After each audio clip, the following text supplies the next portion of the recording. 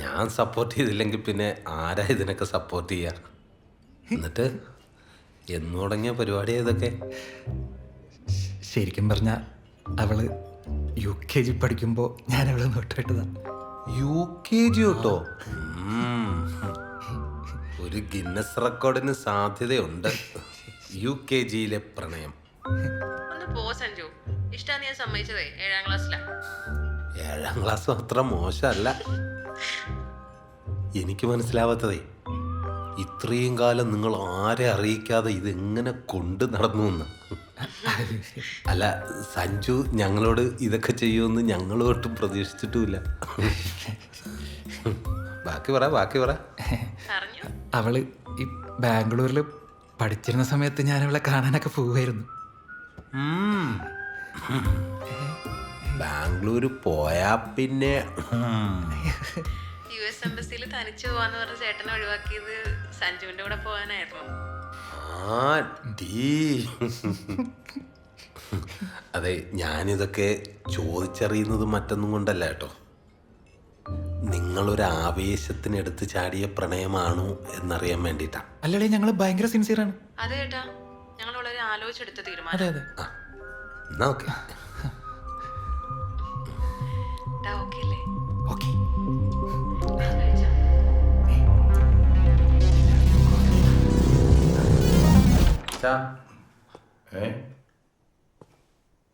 ഉറങ്ങിയായിരുന്നു അമ്മേ? ഇല്ല. അവൾ പറഞ്ഞല്ലോ അല്ലേ, ഞാൻ സഞ്ജുവിൻ്റെ വീട്ടുകാരുമായിട്ട് സംസാരിച്ചിരുന്നു. അപ്പോൾ അവർക്ക് സൗകര്യം വരുന്ന ഞായറാഴ്ചയായിരുന്നു. നിഷിമ ശനിയാഴ്ച എത്തില്ലേ അമ്മേ? ആ, എത്തും.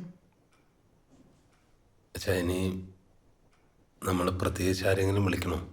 അച്ഛൻ്റെ സുഹൃത്തിനെ മറ്റോ? വേണ്ട. ശരി അമ്മേ, ഗുഡ് നൈറ്റ്.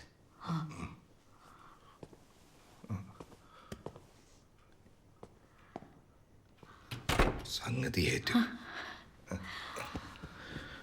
അവനെന്തായാലും നോർമലായല്ലോ. നിനക്ക് ടെൻഷൻ ഉണ്ടായിരുന്നോ? അല്ല, എനിക്ക് ബിനുവിൻ്റെ കേസിൽ കുറച്ച് ടെൻഷൻ ഉണ്ടായിരുന്നു. പക്ഷെ നീ പറഞ്ഞപ്പോഴേക്കും അത് ശരിയായി. എങ്ങനെയാ നമുക്ക് കല്യാണത്തിനോട് ഡേറ്റ് എടുക്കണ്ടേ? ഈ കല്യാണത്തിന്റെ ഡേറ്റിന് വലിയ ഓപ്ഷൻസ് ഒന്നുമില്ല. നിഷിമ അടുത്ത വർഷം ലീവിന് വരുമ്പോൾ നമുക്ക് നടത്താം. അങ്ങനെ ആവട്ടെ. അങ്ങനെയാണോ? അപ്പൊ 1 വർഷം കൂടി കാത്തിരിക്കേണ്ടി വരും. ഇപ്പൊ തന്നെ ചെറുതായിട്ട് അങ്ങ് നടത്തി വെച്ചാലോ? അത് പിന്നെ UKG മുതലുള്ള കാത്തിരിപ്പാ അല്ലടാ. ഇനി എങ്ങനെ കാത്തിരിക്കുക? അങ്ങളെ, ഇവ എൻ്റെ കൂട്ടുകാരനായതുപോലും ഇവളെ പ്രേമിക്കാൻ വേണ്ടിയിട്ടായിരുന്നു അല്ലടാ. ഇവള് +2 ബാംഗ്ലൂർ പഠിക്കുന്ന സമയത്തെ ഇവൻ ഇടയ്ക്കിടയ്ക്ക് അവളെ കാണാൻ പോവായിരുന്നു.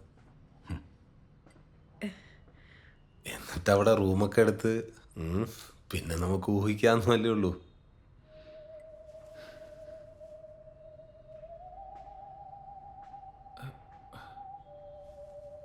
അല്ലമ്മ, ഇവൾക്കന്ന് 18 വയസ്സ് തികഞ്ഞിട്ടില്ല. അല്ല, പോലീസിന് കേസെടുക്കാൻ പറ്റുന്ന ഒരു ക്രൈമാണേ പോക്സോ.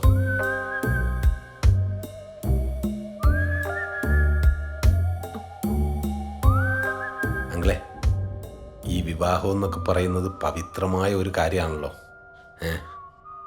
ഇവനെപ്പോലെ വളഞ്ഞ വഴിക്ക് ഒരു ബന്ധം ഉണ്ടാക്കി നിങ്ങളുടെ വീട്ടിൽ വന്ന ഒരാൾ പെണ്ണ് ചോദിച്ചു കഴിഞ്ഞാൽ നിങ്ങൾ കൊടുക്കൂ? മാന്യതയുള്ള തറവാട്ടിൽ നിന്ന് ആരെങ്കിലും കൊടുക്കൂ? ഇല്ല. അല്ല, ഇത് എൻ്റെ മാത്രം തീരുമാനമല്ല, അച്ഛൻ്റെ അമ്മയുടെ. ഇതെന്താ വിളിച്ചു വരുത്തി അപമാനിക്കണം? എന്നാൽ കുറച്ച് അഭിമാനിപ്പിച്ചേക്കാം. അത്രയും മഹത്തരമായ കാര്യമാണല്ലോ മോൻ ചെയ്തു കൂട്ടിയത്. അങ്ങളെ, ഇവളൊരു മീറ്റ് വിട്ട് കഴിഞ്ഞാൽ പൊന്നുമോൻ അകത്താ. അതറിയോ? ഇവന് ഫിനോയിൽ ബിസിനസിന്റെ ഐഡിയ കൊടുത്തതും ക്യാഷ് കൊടുത്തതും നിഷിമയായിരിക്കും. അല്ലാതെ നിങ്ങളുടെ കുടുംബത്തിൽ 10 പൈസ ഇല്ലല്ലോ. അങ്ങനെ ആയിരുന്നെങ്കിൽ ഡ്രൈവർ പണിക്ക് വരില്ല. അങ്ങനെ ആരാന്റെ കാശ് കൊണ്ട് ജീവിക്കേണ്ട ഗതികളൊന്നും എന്റെ മോനില്ല. കല്യാണം ഉണ്ടാക്കാൻ വന്നത്. അച്ഛാ നിക്ക്, ഞാൻ പോരാ. സഞ്ജു, നിഷിമ, സഞ്ജു ഇല്ലാതെ എപ്പോൾ വേണമെന്ന് നിനക്ക് ഇവിടെ താമസിക്കാം. ഇല്ലെങ്കിൽ ഇപ്പം ഇവിടെ നിന്ന് ഇറങ്ങണം. അപ്പൊ ഇതായിരുന്നല്ലേ ചേട്ടന്റെ ഉദ്ദേശം? നിഷിമ, നമ്മൾ തങ്ങളിൽ ഇനി സംസാരിക്കണ്ട. അച്ഛൻ്റെ അമ്മയുടെ സ്വത്തിൽ നിന്ന് ഒരു തരി പോലും നിനക്ക് കിട്ടുമെന്ന് നീ പ്രതീക്ഷിക്കണ്ട.